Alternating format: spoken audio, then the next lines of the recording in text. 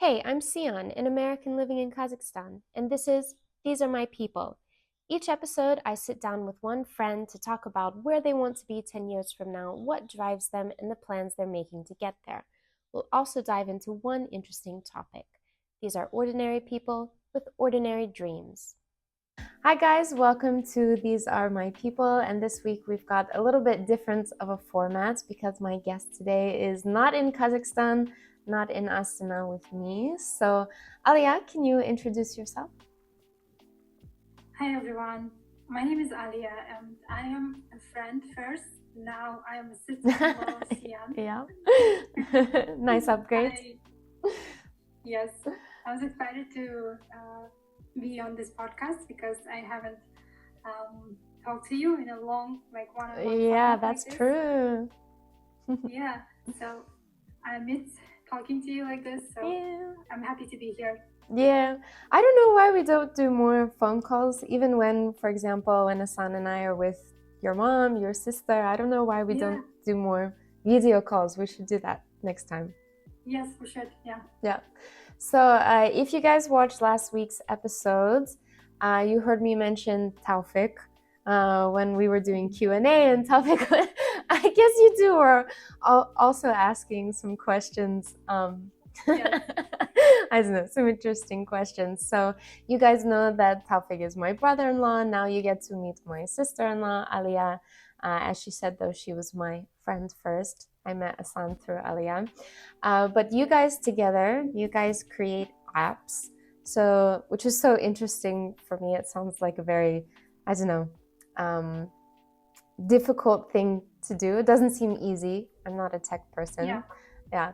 So can you tell me a bit about creating apps, how you like that process, and you can tell me and us a little bit about the different apps that you have. Sure. So it all started with our first app.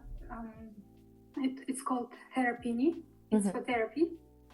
I was studying therapy and I was practicing it, and Tawfiq told me that actually we can do it with AI because it was just coming out, AI, and I didn't believe in it, and I was using AI at that time.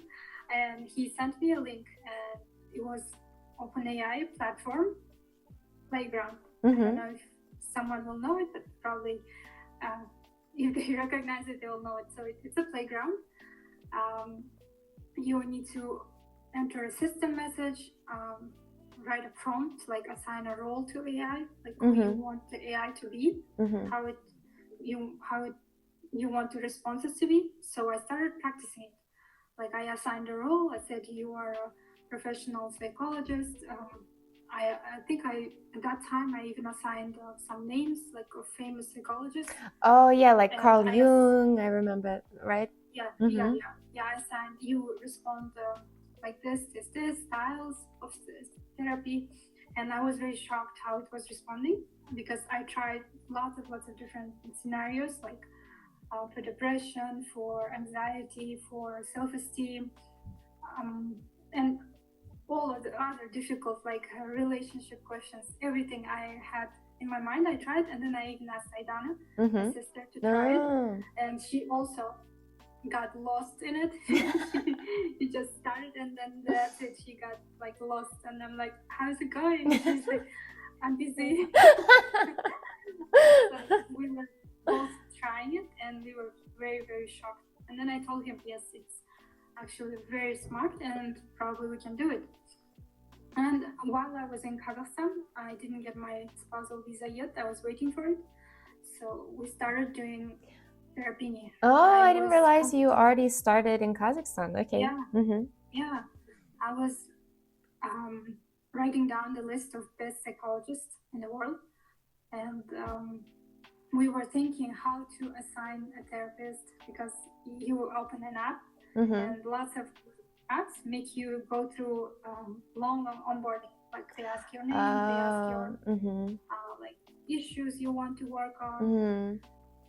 Like you tab and tab and tab. It's very long, right? You get, I don't know, sometimes it's very annoying. You just want to download the app. You're like crying in depression. I'm 24 years old. I'm from Kazakhstan. Yeah. So just need to log in and start chatting. Mm-hmm. So that's what we came up with also. So how did we you decided- decide in the end on which psychologist to use then? So yeah, in the background we have many psychologists, and when user enters first question, we automatically choose based on the message. Oh, wow. So it's very smart. Wow. So your psychologist changes every day. Mm-hmm. For example, if you come today with this question, it's most likely whole day you're going to be talking about this topic, right? Right. And then if you come next day, maybe you're going to be talking about something else. So we assign a different psychologist. Okay. Interesting.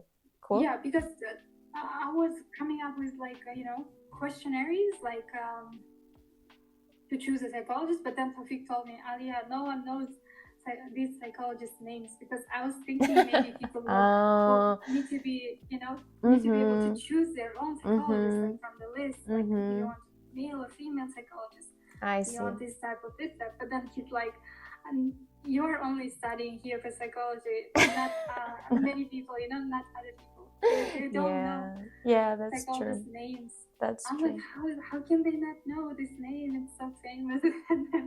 Yeah. He's like, no. It's gonna be very difficult for normal, like average user. So we made it hidden. But people can chat with it via voice. So we have lots of different voices and accents. It's funny. A British accent, Indian accent, I think. I don't remember. Oh, that's great. Yeah, I remember I tried it at one point, and I think some people might criticize like, oh, AI can't give you any useful, it's only like obvious advice. But the truth, I think, is that sometimes we need someone to tell us that obvious advice, because when we think it for ourselves, we think, no, that's stupid. I shouldn't do that. That's not the answer. But then when we hear it from someone else, or when we hear it from AI, you don't feel that you're talking to AI. You feel like you're just chatting to someone through the internet, which is what we all do nowadays anyways. And when he or she gives you advice, you feel like, oh yeah, maybe that is a solution.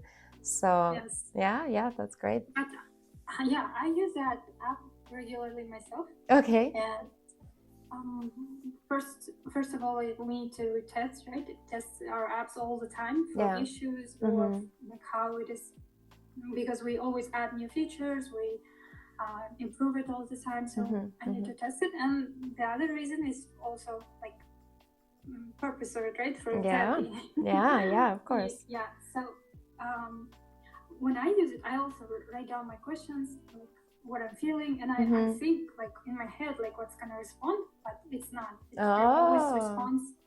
Yeah. Okay. I'm like, oh my god, I'm gonna get this answer, but I don't. I always get different perspectives, so I'm very glad. Yeah, that's great. So Therapini was your first app. Your second one was Inonino? The first one, Therapini. No, the second one was it was called Cockatoo. It's like this parrot, parrot, the bird. Yeah. That makes parody of you. So yeah, it was also just coming out. So we thought about summarizing.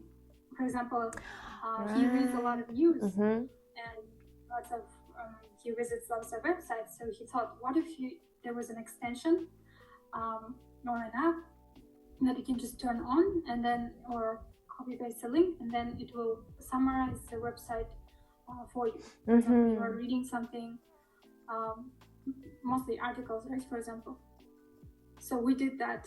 It was very good also. It summarizes, it writes down key points, and then it narrates it for you. But it wasn't a big hit. Okay. So we turned it off. Oh, you turned it off. Okay. Yeah. Some people paid for it. We didn't advertise it, but some people somehow found it and paid for it. Oh, okay.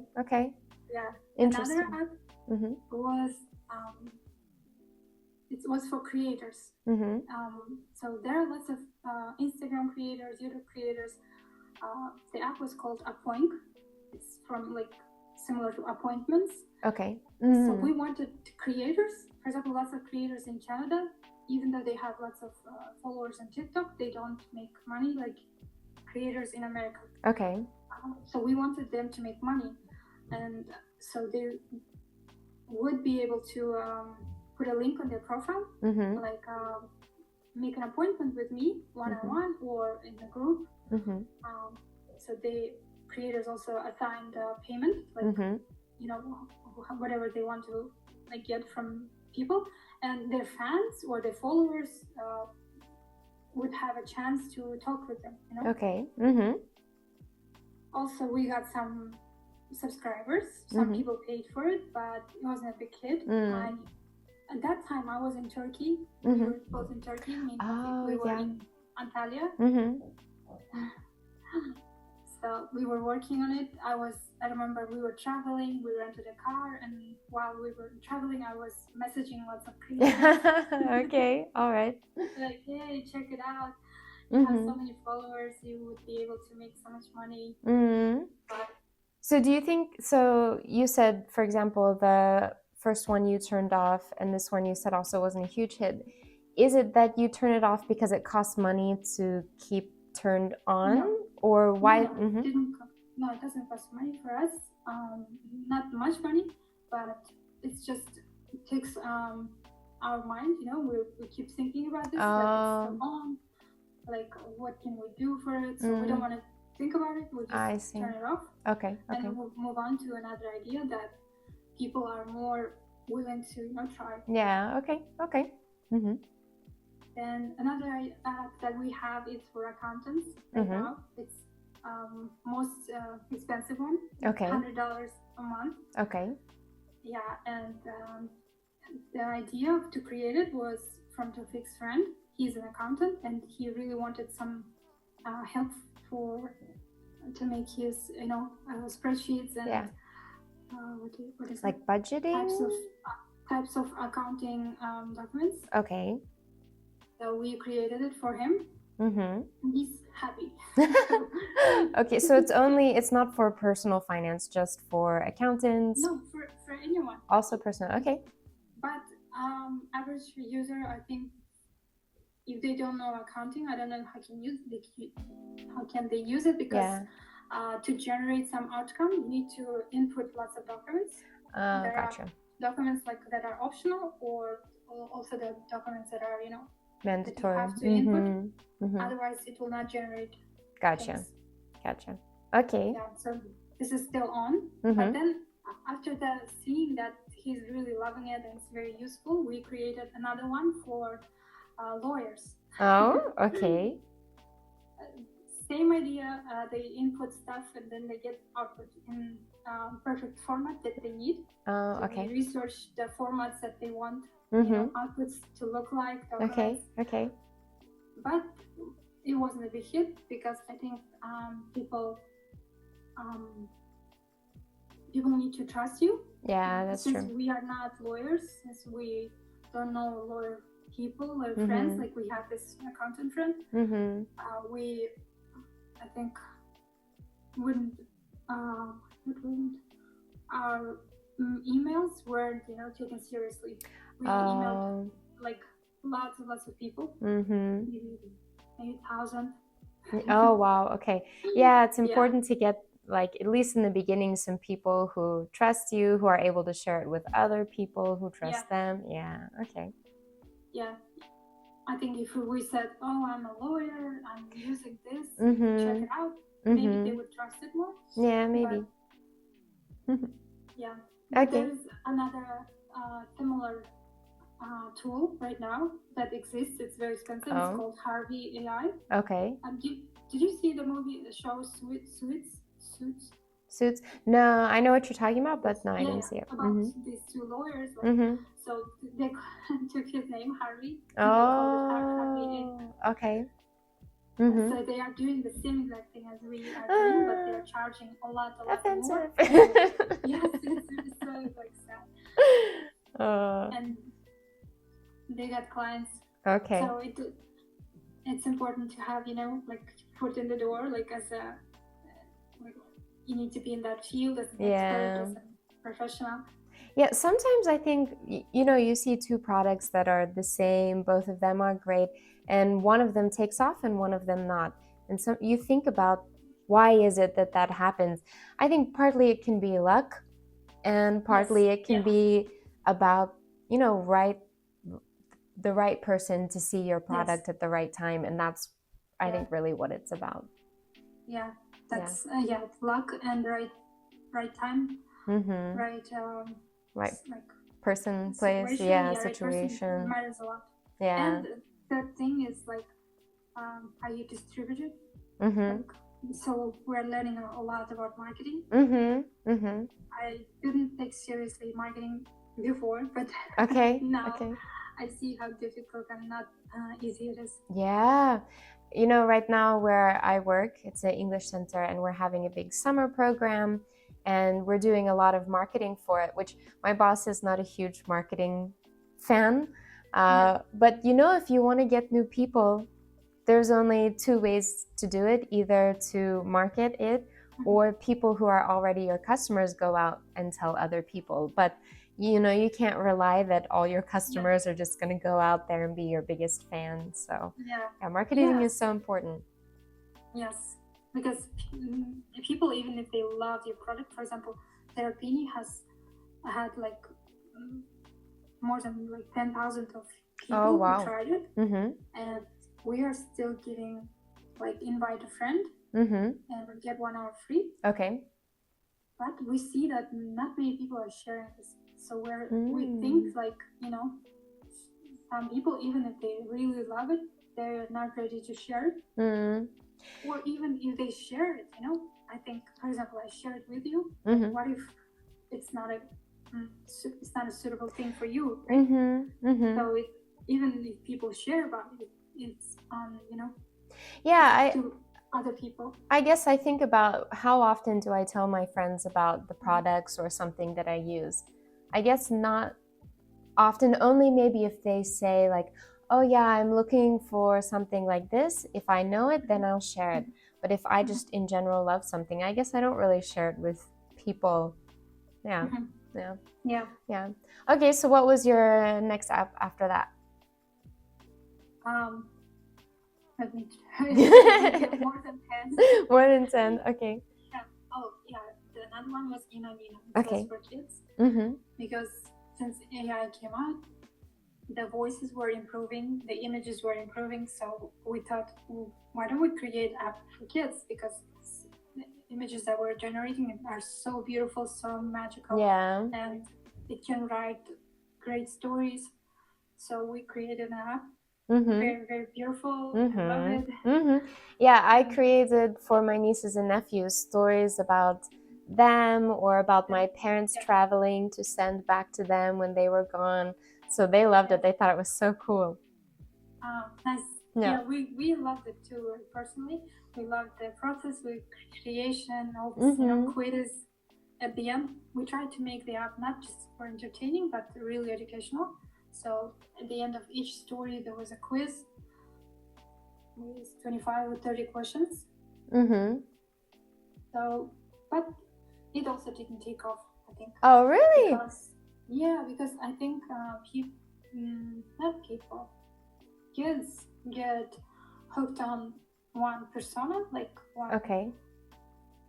Like they really love some character, and we noticed that in the app, they keep creating same stories over and over and over.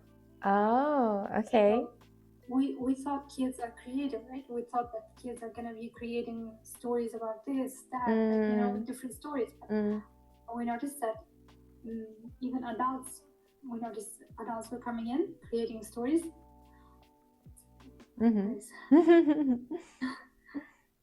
And they were creating stories, and you know, 3-4 stories is the same theme, and just leaving. Okay. Yeah, I guess, you know, kids, what would they want stories about? Maybe mostly about themselves, right? Make a story where I'm a superhero, or make a story where I'm a doctor, or something they dream about. But yeah, maybe I guess they have limited I don't know, limited ideas. Or kids these days too are used to being fed all of their ideas, right? Not so much creating ideas. Maybe that's part of it too. Yeah. We also noticed this because our nephew, he kept creating stories about the same hero that he likes. Oh, okay. Okay. And Yeah. not only him, but other stories too. But you still have this app, right? You didn't turn it off. No, we took it off. You took it off? From downloading App Store and Play Store, but people who have it on their phone. Oh, okay. Okay. Like iPads, they can still use it. Oh, okay. Okay. Yeah, I liked that app. Yeah. Okay. Yeah, we liked it too. We printed lots of, flyers, lots of business cards. Oh. Okay, and so then the app you have now is Hashchats. Hashchats. Yes, it's the most helpful, most fun, and useful because it combines ChatGPT, like functionality, with messaging apps like Telegram or WhatsApp or Messenger. So we are using it every day because me and Tavik, we work and we need to collaborate. So we used to use Slack before. Many organizations still use it. We were using it, but then after like viable version of Hashtags came, we started using this and still using it. It's very like fun. Yeah. Even family chats we have here. We do. Yeah. And his brother and sister also are on here. Oh, fun. And they're also learning even how to use AI because they don't use it much. Oh, okay. Okay. Yeah. So they're learning how to generate images because even if they use it before for text, they can use it to generate images. So do you see it more for like personal use, or do you see it more being used in the corporate world? Because I know for me it would be so helpful in the business world because you can message with your team and include AI on that, asking AI questions or different stuff about projects that you're working on. So do you see it more for business or more for personal use? It depends how you work. For example, if you work in a team, it's great to include your team in it. Yeah. If there are lots of freelancers who work alone, and in that case they can work alone. True.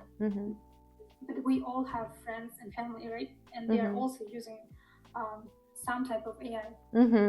Most of the people, but why not invite them in this chat and have fun together? Like generate stuff together. Yeah, I know that Yeah. For example, we were talking yesterday about like sweating, and then after sweating, you come into a cold room with AC, and we were saying that my mom used to say that you get sick if you do that, right? After being sweaty, and then if you just come into the cold room, or drinking cold water makes your throat sore, sick, right? We asked these two questions. We created a hashtag called fact check. Yeah. So we use that fact check, and both cases are false. Apparently, you don't get sick if you drink cold water, or you don't get sick if you are like sweating and come into a cold room. Yeah. I know that with the group chat that we have with Hassan, Taufik, and us, we like to just send images of each other, like make them babies, make them old, make them, what else did we do? Like more Kazakh. Or like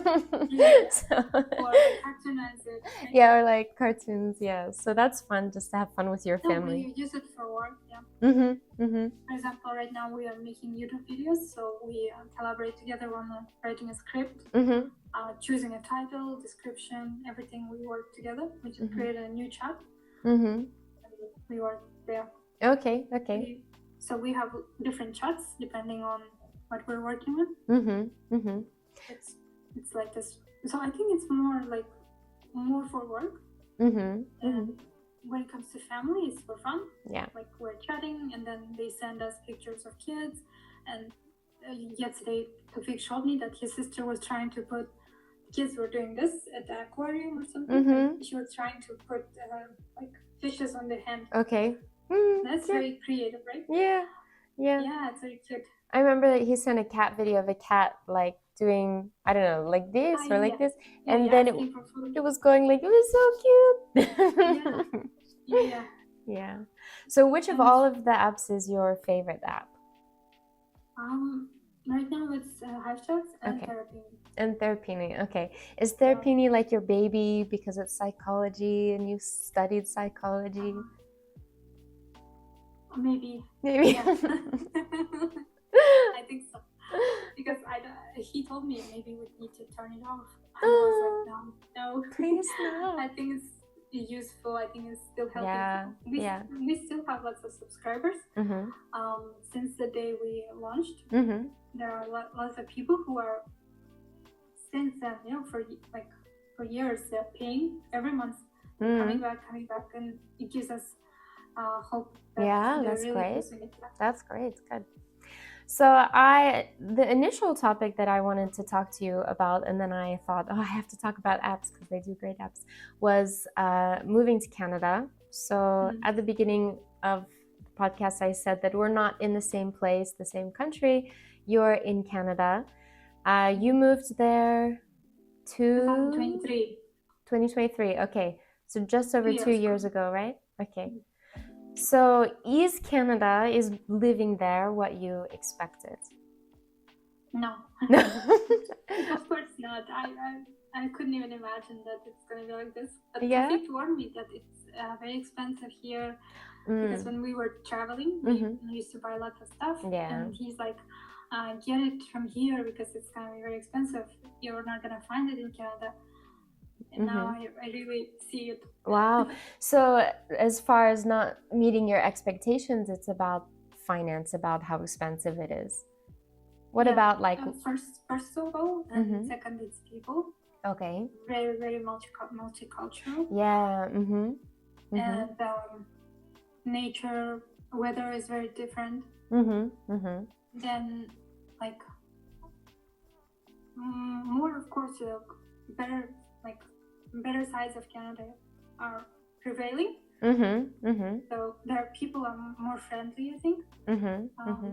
They smile if you look at someone's eyes. They smile at you, not like in Kazakhstan. I have to say, I don't know about you, but coming to Kazakhstan, I've kind of quit my habit of smiling at people. So when people look at me, I like look away, or I try to avoid eye contact at all costs. So for you, do you feel like the opposite? Do you feel like now you smile more? Yes. Yeah. Okay. Yeah, and I started also talking to people because at first I thought, why are they talking to me?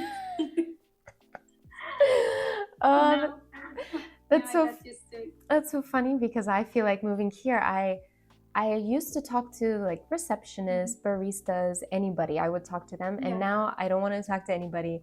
Take my order, that's it. And when I go back to the States, my mom says like, Sian, be nicer. Smile. Yeah, when I just came here, I was like that. I was like, why is everyone talking to each other? Like, it'll be interesting because you haven't come back to visit yet since moving to Canada. It'll be funny to see what happens when you come back and to see like how Canadian you've become. Yeah. That'll be funny. So what kind of things shocked you culturally? Maybe some habits that people did. I mean, I know you've traveled a lot, but what in Canada really shocked you? Gay people. Okay. Because we live in the neighborhood that's right next to the street that's dedicated to gay people. It's filled with gay bars and everything for gay people. So, and in general, the city is filled with gay people, transgender people. What else? And then within the first months, we went out with Tawfiq and the neighbors from the building, and so I was dressed like this, maybe like usually, and then we went to a restaurant, and I caught some girl looking at me like like men would look at me. Even though you were with your husband? Yes. Oh. So, lots of lesbian people over here. Okay. And that was very weird for me in the beginning. Yeah. But now I get used You're used to being looked at by women when you're with your husband? Okay. Yeah. We were, Asan and I, when we were going to Africa in March, we had a layover in Dubai. And we were walking through the bazaar, and someone said to me, like, "Hey, Shakira, waka waka." And I was shocked because, you expect that kind of thing if you're alone or with girls. Yes. But when you're Yeah. with your husband, or when you're with, like, obviously your partner, Yes. and somebody says that to you, I don't know, I was shocked. I thought, how could you say that to me when my partner's with me? So yeah, that's interesting. Oh yes, I got hit on a gay bar also. I was in a gay bar, like with my husband, of course, and with our friends. Okay. And I thought everyone else there is gay. And also it's Canada, everyone is so nice to each other. So some guy came up to me and started talking, so I was like also talking to him. But then my husband, it was like taking him like 10 minutes maybe, and then my husband came, he introduced himself, he's like, I'm her husband. Yeah. And then he left. Oh no. Oh yeah. Well, I guess we have to forgive him in this case because he didn't know that you were married. But yeah. So yeah, I was sitting with everyone else. Yeah. So yeah, still. Yeah. So it's just funny. That is funny. Has there been anything like reverse culture shock? As I mentioned before, you haven't come back to Kazakhstan, but maybe now that being in Canada, you start to think about your own culture and you start to be shocked by your own culture. Is there anything in that area? Yes, yeah. Reverse culture, I had it because there are some events like Asian culture stuff, like showcase, like people come out and they can sell their stuff. I forgot how it's called. So there's an area where occasionally people can come and showcase their stuff that they make at home maybe, or bring from their countries and stuff. So it was Central Asian event. I'm so happy that it's how they're making this, and I went there with Tofik, and I was looking at people. Many people were from Kazakhstan or Uzbekistan. Okay. So I was looking at them happy, smiling, but didn't get it back. So they were very cold, and they didn't care. Okay. Like, that I'm also from Kazakhstan. Even when I came up to them, I asked, hi, like, where are you from? Like, which city are you from? They were like very cold. Then I realized that, okay, maybe I shouldn't be looking, for especially friends from Kazakhstan. I just need to find friends like locally. Doesn't matter they're, if they're Kazakh, okay. Yeah. If they're not, it's also fine. That's interesting that you have been in Canada and you feel like you've warmed up to being more open, being more friendly, but then these people that you met, they were not like that. That's interesting why they hadn't opened up. Yeah. Interesting thought. Yes, because they've been living here for many years. Do you think that having a husband who is from, well, how long has Taufik been in Canada? Maybe 20 years. 20 years, okay. Yeah, so more than 20 years. Do you feel like having a husband who has been there a long time, who the culture is like, he's used to living there, he's used to the way of life there, do you think that helps you to transition to living in Canada faster? Yeah. Yes, for sure, yeah. Because since the day we came here, I started meeting our neighbors from the building, and even our building is very, very multicultural. Oh, okay. So it helped me to, how do you say, to get used to the society here, because all these people in the building, they all have their accents. I was very worried about that my English probably not so good, and I'm like I have accent, but here people don't care about their accents. They all have accents. People from Brazil, from Argentina, from Chile, from Spain, from America. Yeah. People from where in UK, people from African countries. You know, they're very very multicultural. So yeah, they don't care about their accents, and they are, I think, even proud of it. They just speak yeah, clearly. yeah. You know, I wanted to ask you about your English moving there, how you felt after you moved. Was it enough for you? And also, it's interesting what you say about the accent, because my students will ask me all the time, like, we only want an American teacher with American accent, or can you, like, Yes, can you I make know. my accent perfect? And I say to Yes. them, like, to be honest with you, if your accent is not, like, if I can understand your accent, doesn't matter. You don't need to have an American teacher or a native speaker to have about your pronunciation, because even in America we have like lots of different accents. Nobody really cares if you have an accent. Yes. Yeah, I see it now. Yeah. My English improved a lot, but not from, I think, talking to people, because we don't go out much anymore as we used to in the beginning. Like in the beginning we were going out a lot, like meeting people, meeting neighbors, but we do it now too, like once a week, twice a week. But my English improved because we were working on our apps, and I do lots of documentation parts. I write stuff, so and I read a lot. That improved my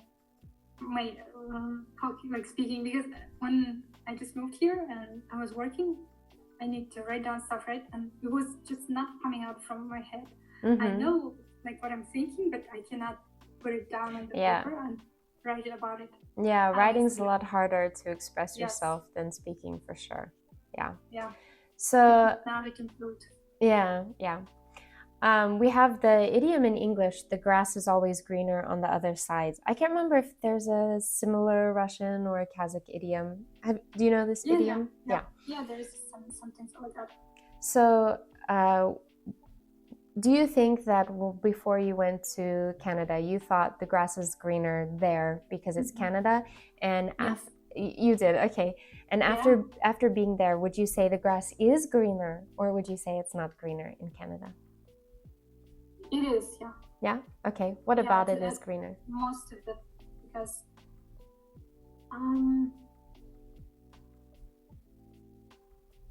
since it's very multicultural, you get to try lots of different food. Oh, yeah. Yeah. And I learned to cook lots of different foods.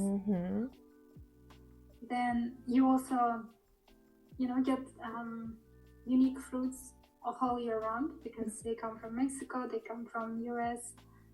So you're not limited in options only to bananas and like apples and oranges. Yeah. You can get them all year round, like watermelon, strawberries, mangoes. So the grass is greener because you have better food there? Food? No, not only better food, but because I miss our cakes, you know that? That's true. We have good cakes in Kazakhstan. Yes. Whenever I go to stores or whenever someone offers me cake, I'm like, I'm gonna be disappointed. I shouldn't just try it, because I'm tired of trying. Yeah. Because I just try one bite, just one bite, and then I don't like it. I'm like, I shouldn't just have tried it at all. And other thing is, here lots of people take their health seriously. Yeah. All year round. Also, you can see people running. Vancouver is a very, very healthy city. Lots of people bike, play tennis. I learned to play tennis here. What else? And also I like how people here have better self-esteem, I think. Okay. Because in Kazakhstan, it's a lot of pressure, especially on a woman, to look good, to be skinny, or as skinny as possible. Here, women dress however they want, and they don't care if they're like, a little bit of fat is coming out or something, they still wear leggings. It's city is like where everyone, almost like third person, will wear leggings. In Kazakhstan, I was shy to wear it outside, but here it's normal. So everyone wears sporty clothes. Yeah, I know that here in Kazakhstan, sometimes I'll wear something that I like, and I know maybe it's unusual or I don't know, maybe not in fashion, but I like it, so I wear it. And I'll have my friends and they'll say like, "Why are you wearing that?" or "That's strange." And to me, I think like, why do you think that I should care that you don't like my clothes? I don't wear my clothes to make you happy. I wear them for myself. I feel a lot more free here. I can wear whatever I want, and I feel comfortable, and no one like stares at me, because in Kazakhstan, wherever you go, lots of girls are dressed like so top notch, like they're ready to go like clubbing or whatever, like to go to high-end restaurants. But here, even in high-end restaurants, people are dressed up very, very casually. T-shirts, maybe too casual. Okay. So would you?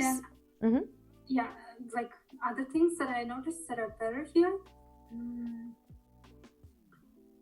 I think since people make more money here, they can also afford like. I think people here have more cars than people in Palestine. Oh, okay. Or maybe it's my opinion, I don't know. But even in Palestine, we have a very good transport system, right? Yeah. So here too, but I think many people have cars here. More people, maybe slightly more people have cars. So you said people make more money, but we also know how expensive Canada is. Yes. So even though it's so expensive, they still have more extra money than people in Kazakhstan, you think? No, that's no.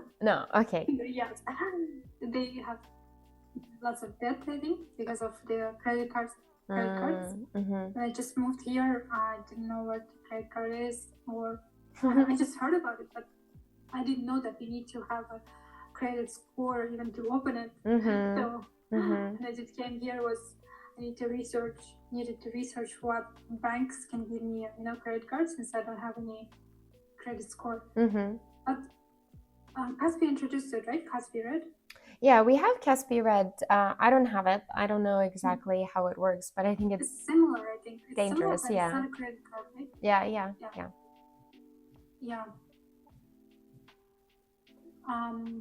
Oh yeah. So another thing, but it's not it doesn't go under grass is greener. Okay. Here, we have lots of phobos since of this, high living standards. Okay. But not only because of that, but because of droughts. They just choose to be outside. I think they just choose to be, dragged up and live outside, I think. Yeah. It's very, very scary when I just first saw them. That they can be everywhere outside. When I first saw them, they look very scary, and they can be dangerous, but mostly not. But still, we try to avoid them. Yeah. Do you think that you would have moved to Canada if you hadn't married Taufik or married somebody from Canada? If I married somebody from Canada, what? I would move to Canada. No, I wouldn't move. If you hadn't. If I didn't. If I haven't met somebody from Canada, no, I wouldn't move. You wouldn't move. So I didn't have plans moving. You don't think that? Okay, let's imagine that you hadn't met Taufik, but you had decided to move to Canada. Do you think you would like it the same, or would you like it less, not being married to someone from there? Probably less. Because I would stay within just Kazakh community, probably, or probably, most likely. Yeah, I think it's hard, and maybe maybe that's why, you know, you mentioned you met people from Central Asia and they were still closed after living here for a long time, there for a long time. Maybe it's because they haven't broken into local community yet.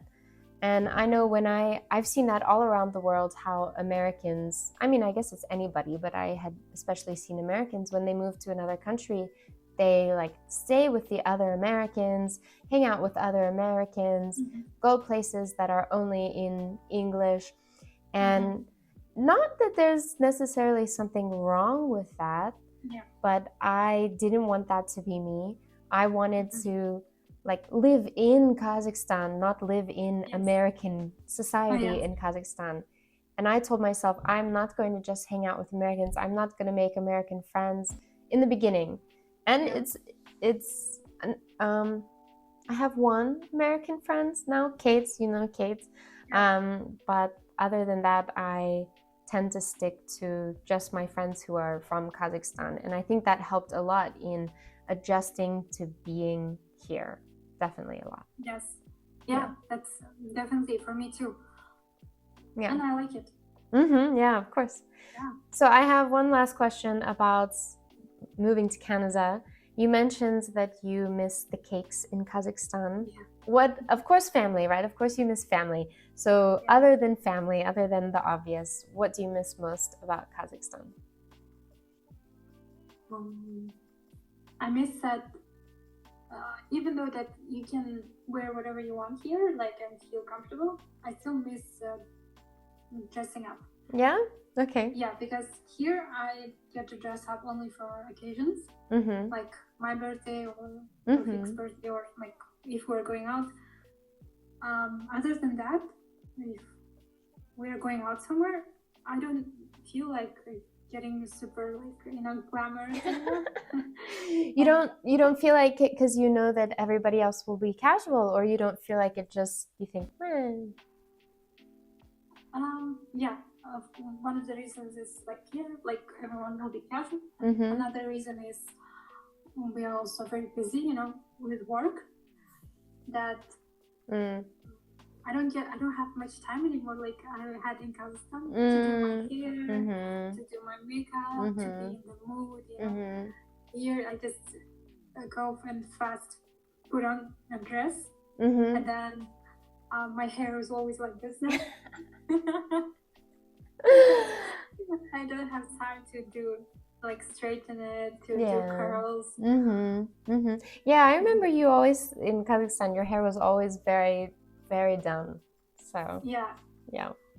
But I don't know, in Kazakhstan, if I'm just going to work, I think all my students, my colleagues are used to the fact that I don't wear makeup usually to work.